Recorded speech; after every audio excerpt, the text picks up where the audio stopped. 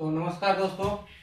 अब मैं आ गया हूँ अपने अगले टॉपिक पर, जिसका टॉपिक का नाम है टोटल सेटलमेंट। ये पार्ट किसका है? फाउंडेशन इंजीनियरिंग फार्मूला का पांचवा पार्ट है, जो कि पहला पार्ट है अल्टीमेटिंग बेयरिंग कैपेसिटी, दूसरा पार्ट है सेफ बेयरिंग कैपेसिटी, और तीसरा पार्ट है सॉइल प्रेशर, और चौथा है इमीडिएट सेटलमेंट। तो ये सब वीडियो पांचवें नंबर का, अगर आप वीडियो समझने के लिए आपको ये चारों वीडियो को देखना बहुत ज़्यादा जरूरी होगा, तभी जाके समझ में आएगा। तो टोटल सेटलमेंट क्या होता है? सेटलमेंट का मतलब मैं बता देता हूँ। जैसे कि हमने कोई स्ट्रक्चर खड़ा किया, फुटिंग खोदा, तो कुछ सेटलमेंट तुरंत होता है, कुछ 2 महीने, 4 महीने, 6 महीने, साल भर बाद बिल्डिंग का प्रेशर से मिट्टी नीचे धरती है, उसी को बोलते हैं सेटलमेंट। तो चलिए हम ये टोटल सेटलमेंट के बारे में हम जानकारी दे रहे हैं। तो एस इक्वल टू होता है एस आई, एस सी और एस एस। ये क्या होता है? एस आई है immediate settlement. Immediate settlement footing, जो मिट्टी तुरंत धस जाती है, फुटिंग कास्टिंग के दौरान तुरंत सेटलमेंट होता है, उसको इमीडिएट सेटलमेंट बोलते हैं। Consolidation settlement. कंसोलिडेशन सेटलमेंट क्या होता है? जैसे कि जब स्ट्रक्चर बन जाता है, स्ट्रक्चर बनकर तैयार होता है, तो स्ट्रक्चर के प्रेशर के कारण जब उस पर प्रेशर पड़ता है, तो मिट्टी के नीचे जो पानी होती है ना, उस प्रेशर के दबाव के कारण पानी बाहर निकलने लगता है और मिट्टी धंसने लगती है। उसी को हम बोलते हैं कंसोलिडेशन सेटलमेंट।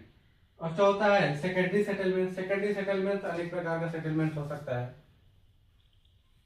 कई तरीके का सेटलमेंट होता है, तो इसको हम सेकेंडरी सेटलमेंट दे दिए हैं। तो इसकी value S I equal to 11, S C equal to 25 और 5 दिया। एस आई इक्वल टू ये आ गया है, ये कहाँ से आया है? ये इमीडिएट सेटलमेंट से आया है। तो बिल्डिंग इमीडिएट तुरंत सेटलमेंट होती है। कैसे होती है? तो ये जो 11 mm आई है, तो ये इससे आया है, इमीडिएट सेटलमेंट से। ये वाला वीडियो आप देखेंगे तो आपको ये समझ में आ जाएगा कैसे आया। तो और ये कंसोलिडेटेड सेटलमेंट 22 mm आया है, और ये तो ये सब की वैल्यू हम यहाँ पर ऐसे ये फार्मूले पे यहाँ पर हम पुट कर देंगे 11, 22 प्लस 5, तो ये आ गया 38 mm।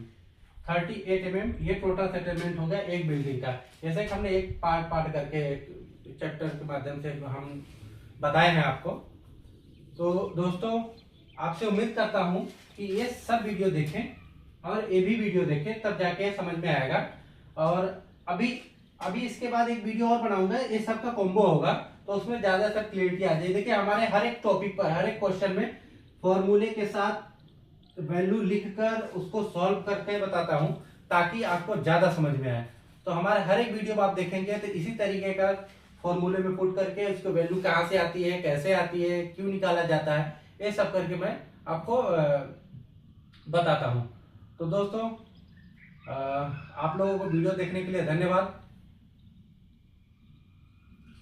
आप हमको इसमें जो चीज समझ में आया या फिर नहीं समझ में आया, आप कमेंट के माध्यम से हमको बता सकते हैं।